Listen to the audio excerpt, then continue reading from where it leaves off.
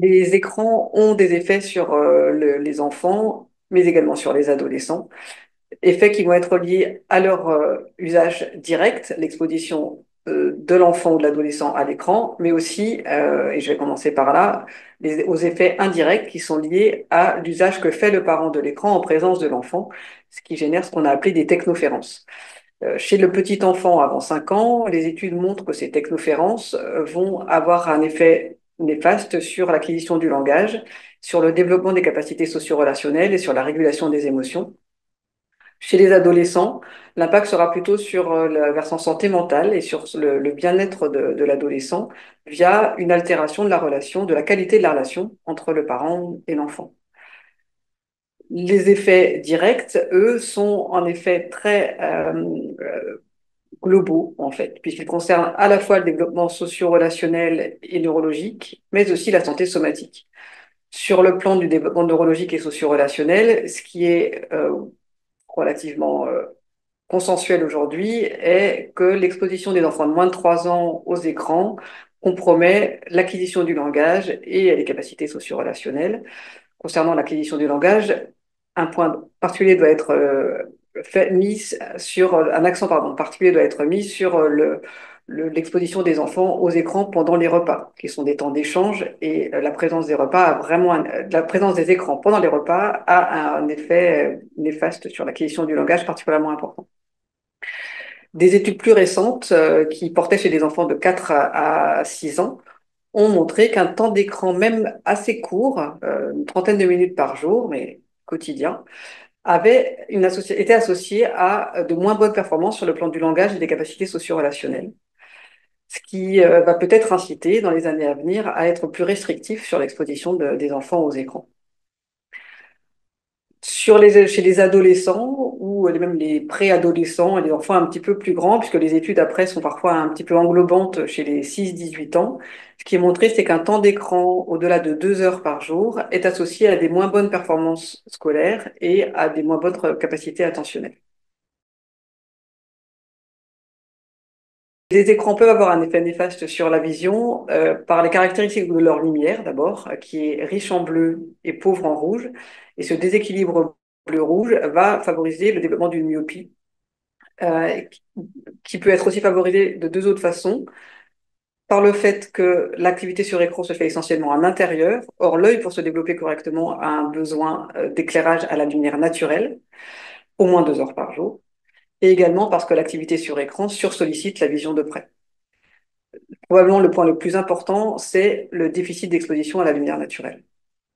Mais il y a un autre effet dont on ne connaît pas les conséquences en réalité à moyen et long terme, car nous n'avons pas d'études de cet effet de la lumière des écrans sur l'œil, c'est que cette lumière bleue est toxique pour la rétine.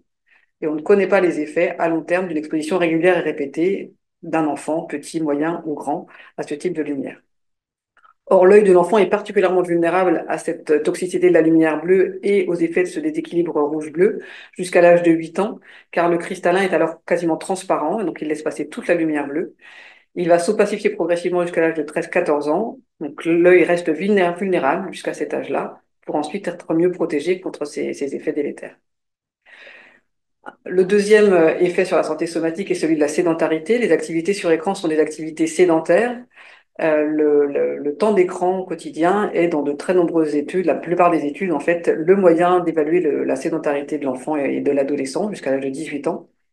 Or, la sédentarité est un facteur de risque cardiovasculaire indépendant, au même titre que l'hypertension artérielle, le cholestérol ou le diabète. Ça va favoriser les maladies cardiovasculaires comme les infarctus du myocarde, les accidents vasculaires cérébraux, les maladies des artères des jambes.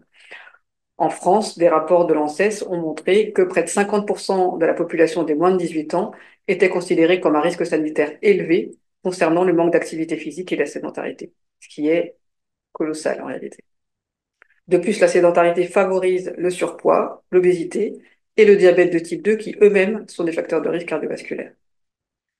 Enfin, l'usage des écrans, en particulier s'il a lieu le soir et dans l'heure qui précède le coucher, va altérer la quantité et la quantité du sommeil.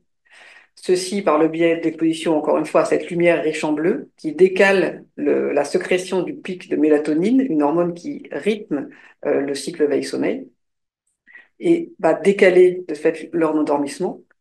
Également parce que lorsqu'on visionne des contenus excitants, certaines séries, certains films ou des jeux vidéo ou des échanges sur les réseaux sociaux qui vont plutôt stimuler l'éveil, on ne se met pas dans une situation favorable à l'endormissement. Et comme le lendemain matin, le réveil va sonner généralement à la même heure, la quantité du sommeil va être insuffisante, en tout cas va être altérée. Ceci d'autant plus si on dort avec son écran dans la chambre, un téléphone, un ordinateur, une tablette. La présence d'écran dans la chambre à coucher a des effets délétères sur la qualité du sommeil. Or, la qualité du sommeil est un facteur déterminant de la santé globale et un manque chronique de sommeil va favoriser à nouveau les maladies cardiovasculaires, mais aussi certains troubles mentaux comme la dépression, va compromettre également les apprentissages en altérant les capacités de mémorisation et d'attention, favoriser aussi les accidents, les infections, certaines maladies neurodégénératives comme la maladie d'Alzheimer. Bref, on ouvre quasiment tous les tiroirs de la médecine quand le sommeil est abîmé.